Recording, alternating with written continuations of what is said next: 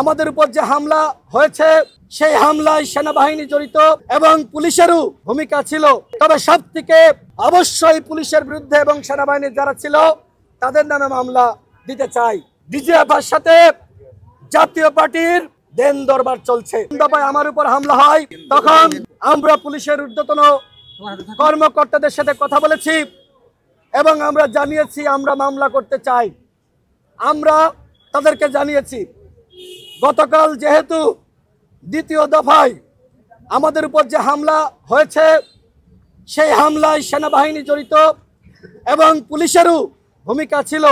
তবে সবথেকে বেপরোয়া আচরণ করেছে সেনাবাহিনীর কতিপয় সদস্য। সুতরাং তাদেরকে সেনা আইনে ব্যবস্থা নিতে হবে, লুকিয়ে লুকিয়ে ব্যবস্থা নিলে হবে না।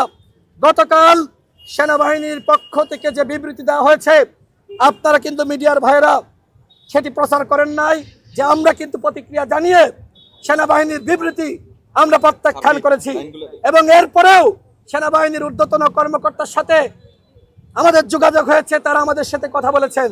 আমি তাদেরকে স্পষ্টভাবে বলেছি এই ঘটনার সাথে যারা জড়িত তাদেরকে অবশ্যই ব্যবস্থা নিতে হবে। আমরা অবশ্যই পুলিশের বিরুদ্ধে এবং সেনাবাহিনীর যারা ছিল তাদের নামে মামলা দিতে চাই। কিন্তু আমার প্রশ্ন হলো সেনাবাহিনীর নামে কি থানায় মামলা নেওয়া হবে? গতকাল আপনারা দেখেছেন নুরুল হক নূরের উপর আমাদের উপর যে হামলা হয়েছে বিভিন্ন পেজ থেকে লাইভ করা হয়েছিল, সেই লাইভগুলো কিন্তু ডিলিট করে দেওয়া হয়েছে। ডিজিএফআই চাপ ছাড়া এই লাইভগুলো ডিলিট হতে পারে না। আওয়ামী লীগের সময় ডিজিএফআই যেভাবে আয়না ঘর বানিয়েছে, ডিজিএফআই যেভাবে গুম করেছে, যেভাবে নিশিরাতের নির্বাচন করেছে, ডিজিএফআই সদস্যরা যদি মনে করে এখন ডক্টর মোহাম্মদ ইউনূসের আমলে এই গণঅভ্যুত্থানের পরও তারা একই স্টাইলে কাজ করবে, আমরা সেটি মানব না। সর্বশেষ বক্তব্য, আমার কাছে স্পষ্ট তথ্য এসেছে ডিজিএফআইর সাথে জাতীয় পার্টির দেন দরবার চলছে।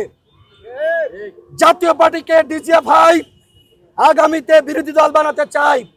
এই জন্য এই ডিজিএফআই গতকাল সেনাবাহিনীর মাধ্যমে জিএম কাদেরকে প্রোটেকশন দিয়েছে। জিএম কাদেরকে বলতে চাই পিঠের চামড়া থাকবে না। তুমি যদি ডিজিএফআইর ইন্ধনে আবারও রাজপথে নামো, তুমি যদি নির্বাচন করার চেষ্টা করো, জনগণ কিন্তু দাঁত ভাঙা জবাব দিবে। ডিজিএফআই বলেন, এনএসআই বলেন, ডিএসপি বলেন, গোয়েন্দা সংস্থা, আপনাদের খেলার দিন শেষ, এখন জনগণ খেলবে। আগামীতে আবার সুষ্ঠু নিরপেক্ষ নির্বাচন হবে। নির্বাচন নিয়ে তাল বাহানা চলবে না। আমরা লক্ষ্য করছি ডিজিএফআই তাল বাহানা করে জাতীয় পার্টিকে বিরোধী দল বানানোর চক্রান্ত করছে। এই চক্রান্ত জনগণ রুখে দিবে। আমি আবারও বলছি, যারা এই হামলায় জড়িত তাদের বিরুদ্ধে সেনাবাহিনীকে ব্যবস্থা নিতে হবে। ডিএমপি কমিশনার আমাকে ইতিমধ্যে জানিয়েছে যে পুলিশের যারা জড়িত তাদের বিরুদ্ধে তারা ব্যবস্থা নিবে। আমি আবারও বলি, আমাদের উপর কিন্তু সেনাবাহিনী হামলা চালিয়েছে, পুলিশ বাহিনী হামলা চালিয়েছে। লাল শার্ট পরিহিত যে ব্যক্তি সে সম্রাটের উপর হামলা করেছে, নুরুল হক নূরের উপর নয়। নুরুল হক নূরের উপর সেনাবাহিনীর কতিপয় দুষ্কৃতিকারী তারা হামলা চালিয়েছে। ধন্যবাদ।